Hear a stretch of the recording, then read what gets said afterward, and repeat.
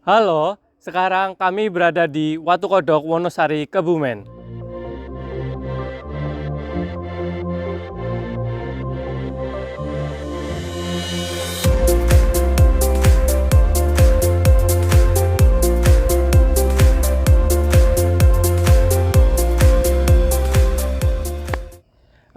Baik, sekarang kami berada di Watu Kodok, Wonosari, Kebumen. Di sini kami menemukan singkapan sebuah batuan sedimen dengan batas-batas di utaranya berupa tinggian, timurnya tinggian, selatan tinggian, dan baratnya berupa rendahan.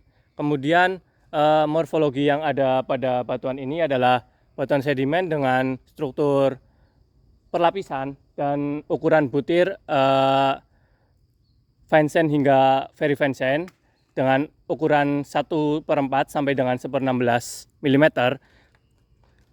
Kemudian singkapan ini melampar dari timur laut ke barat daya dengan panjang sekitar 50 meter dan tingginya sekitar 15 meter sampai 20 meter. Baik, berikutnya kami akan menjelaskan tentang bagaimana pendeskripsian litologi batuan sedimen. Pendeskripsian litologi batuan sedimen itu memerlukan beberapa hal yang perlu kita ketahui. Yang pertama itu ada warna, kemudian ada juga ukuran butir, tekstur, dan juga struktur. Di mana warna itu dipengaruhi oleh 3 hal pada batuan sedimen, yaitu unsur penyusunnya, kemudian ada juga matriksnya, dan juga warna dari semennya. Pada singkapan di sebelah kami, warnanya memiliki warna putih keabu-abuan, di mana terlihat warnanya dominasi putih dengan sedikit mengotor berwarna abu-abu. Kemudian yang perlu kita ketahui berikutnya adalah ukuran butir. Untuk mengetahui ukuran butir, kita perlu menggunakan alat berupa komparator butir, di mana alat berupa komparator butir itu bentuknya seperti ini. Pada alat tersebut kita bisa mengetahui ukuran butir menggunakan klasifikasi Wentworth, di mana ia membagi ukuran butir menjadi boulder, cobble, pebble, granul, sand, silt, dan juga clay, di mana untuk sand dan juga silt nanti terbagi lagi menjadi beberapa sub.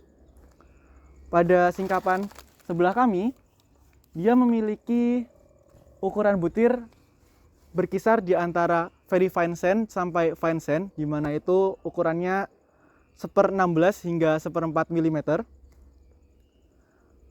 Kemudian untuk yang berikutnya adalah mengetahui struktur, di mana struktur itu terbagi menjadi 4. Yang pertama struktur erosional, struktur sindeposisional, struktur post-deposisional atau pasca pengendapan, dan juga struktur biogenik. Struktur erosional itu ada 3 hal, yaitu soil cast, tool cast, dan juga channel and scores, di mana pada singkapan ini kami tidak bisa menemukan struktur tersebut karena memang struktur tersebut biasanya kami jumpai di batuan sedimen yang berada di sungai. Kemudian ada juga sindeposisional, di mana sindeposisional ini ada perlapisan, kemudian juga ada yang dipengaruhi arus atau bernama wave current ripple dan juga current ripple. Terus juga ada grade bedding atau perlapisan bergradasi dan juga cross bedding atau silang siur.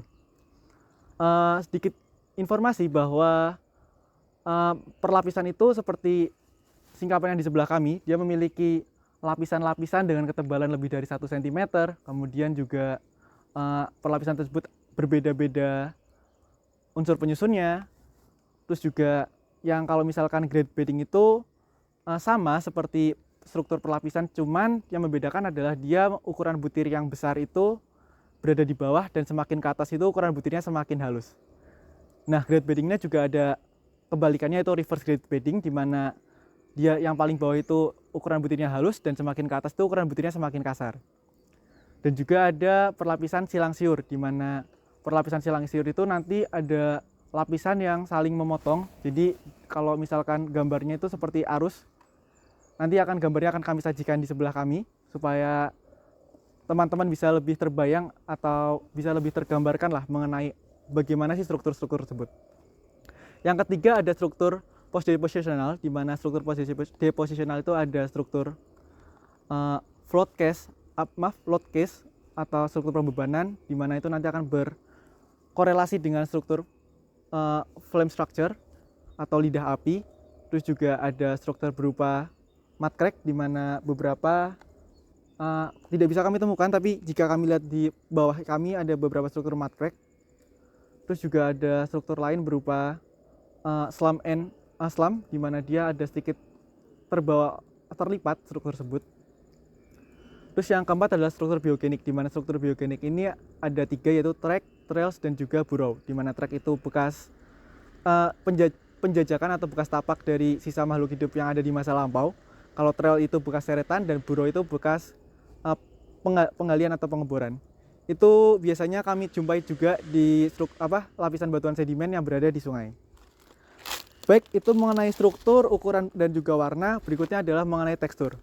Mengenai tekstur kita perlu mengetahui 4 hal, yaitu kemasnya, kemudian ada juga sortasinya, ada juga ukuran butir, dan juga tingkat konsoliditasnya. Kemas sendiri itu terbagi menjadi 2, yaitu kemas terbuka dan kemas tertutup. Di mana kemas terbuka itu tersusun dominansi oleh matriks, atau nama lainnya adalah matrix supported, sementara kemas tertutup itu dominansinya oleh butir atau grain, jadi nama lainnya adalah grain supported. Singkapan ini memiliki kemas terbuka karena memang dia tersusun oleh matriks. Kami belum bisa melihat grain yang ukurannya besar dan juga saling mengunci, sehingga kami mengklasifikasikan ini menjadi kemasnya kemas terbuka.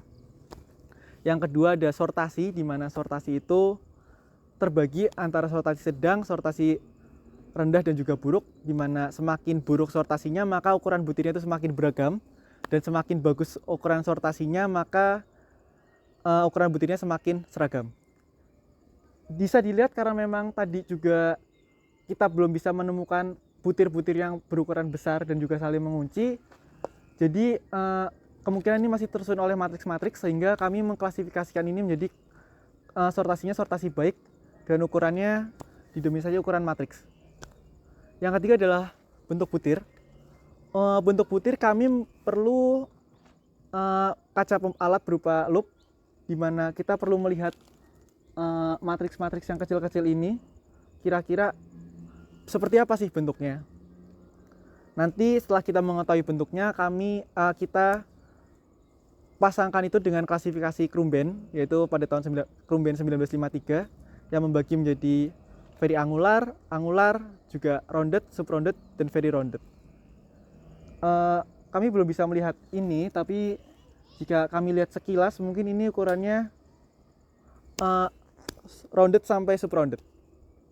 Itu mengenai tekstur. Yang berikutnya adalah mengenai konsoliditas. Jika konsoliditas itu sebenarnya tingkat kekuatan ikatan antar batuan sedimen itu sendiri. Misalkan kita seperti ini, tingkat konsoliditasnya kemungkinan ini masih tingkat konsoliditas rendah karena memang dia masih bisa pecah. Selain untuk mengetahui dengan cara memecahkan, kita bisa menggunakan kuku. Apakah itu tergores dengan kuku, kemungkinan itu tingkat konsoliditasnya masih rendah.